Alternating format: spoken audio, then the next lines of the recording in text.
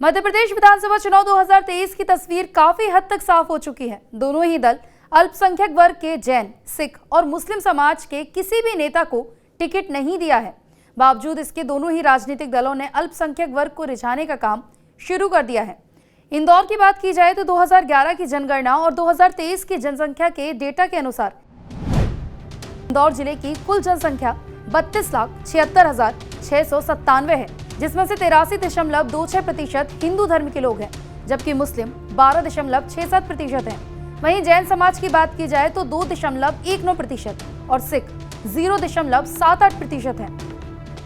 इंदौर के लिए दोनों ही दलों ने अल्पसंख्यकों पर भरोसा नहीं किया है। बावजूद इसके नाराज अल्पसंख्यक वर्ग के लोगों का वोट अपने अपने पाले में करने के लिए दोनों ही दलों की कोशिशें तेज कर दी हैं।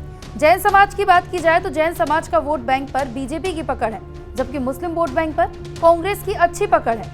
जबकि सिख समाज के वोट कभी कांग्रेस तो कभी बीजेपी के समर्थन में जाता रहा है। दोनों ही दल कांग्रेस और बीजेपी के उम्मीदवारों के नामों की घोषणा के बाद इंदौर की सभी 9 विधानसभा सीट की एक तस्वीर साफ हो गई है।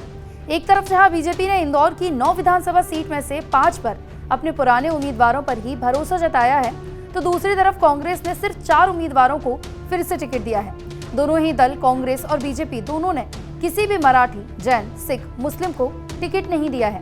बीजेपी ने वैश्य समाज से एक टिकट दिया है। इंदौर की राव, देपालपुर और इंदौर 5 ऐसी विधानसभा सीटें हैं जहां दोनों पार्टियों ने किसी तरह का प्रयोग नहीं करते हुए अपने अपने पुराने ही उम्मीदवारों को रिपीट कर दिया है। पहली बार मंत्री उषा ठाकुर एक ही सीट से दूसरी बार चुनाव लड़ने जा रही हैं। उषा ठाकुर को मऊ से बीजेपी ने फिर से टिकट दिया है। इससे पहले हर बार उनकी सीट बदल दी जाती थी। उनके सामने भाजपा से हाल ही में कांग्रेस में आए रामकिशोर शुक्ला को टिकट दिया गया है। क्षत्रिय समाज के बड़े नेता और पूर्व विधायक अंतर सिंह दरबार का टिकट कांग्रेस ने काट दिया है। वे लगातार यहां से हार रहे थे। इंदौर 1 में बीजेपी कांग्रेस के बीच रोचक मुकाबला होने जा रहा है। यहां भाजपा के दिग्गज नेता कैलाश विजयवर्गीय के सामने कांग्रेस के विधायक संजय शुक्ला आमने सामने हैं। यहां बीजेपी धार्मिक ध्रुवीकरण की कोशिश में है, तो कांग्रेस जातिगत समीकरण बिठाने में लगी है। इंदौर 3 से आकाश विजयवर्गीय का टिकट काट दिया गया है। अब यहां दोनों तरफ से नए युवा ब्राह्मण चेहरे आमने सामने हैं। दोनों को ही पहली बार टिकट मिला है। भाजपा के गोलू शुक्ला और कांग्रेस के दीपक पिंटू जोशी हैं। एक नजर डालते हैं इंदौर की सभी सीटों के उम्मीदवारों पर। इंदौर 1 से बात की जाए तो कैलाश विजयवर्गीय हैं, वहीं कांग्रेस से संजय शुक्ला हैं। कैलाश विजयवर्गीय वैश्य समाज से आते हैं, जबकि संजय शुक्ला ब्राह्मण है। सीधा मुकाबला जातिगत समीकरण निर्णायक हो सकते हैं। इंदौर 2 से रमेश मेंदोला जो कि ब्राह्मण है, चिंटू चौक से कांग्रेस से जिसने अपना प्रत्याशी बनाया है ओबीसी से हैं। निकाय चुनाव के परिणाम पर नजर डालें तो कांग्रेस की उम्मीद यहां ज्यादा है। इंदौर 4 से देखा जाए तो मालिनी गौड़ ओबीसी से हैं और महिला है। वहीं कांग्रेस ने राजा मंदवानी जो कि सामान्य है उनको टिकट दिया है। सीधा मुकाबला है, लेकिन दोनों पार्टियों में भीतरघात का डर बना है। वहीं राउत से बात की जाए तो मधु वर्मा है ओबीसी से, जीतू पटवारी जो कि ओबीसी से आते हैं। पुराने चेहरों में ही मुकाबला है। खाती समाज के वोट यहाँ निर्णायक भूमिका निभा सकते हैं। सांवेर से बात की जाए तो तुलसी सिलावट को भाजपा ने अपना प्रत्याशी बनाया है। वहीं रीना बोरासी उनके सामने है। सिंधिया समर्थक मंत्री सिलावट को भीतरघात का डर हो सकता है।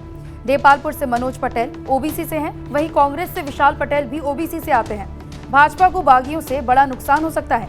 इंदौर 3 से बात की जाए तो गोलू शुक्ला जो कि ब्राह्मण है, वहीं कांग्रेस के प्रत्याशी दीपक पिंटू जोशी हैं, ये भी ब्राह्मण है। एमएलए विजयवर्गीय का टिकट कटने से यहाँ पर समर्थकों में नाराजगी है।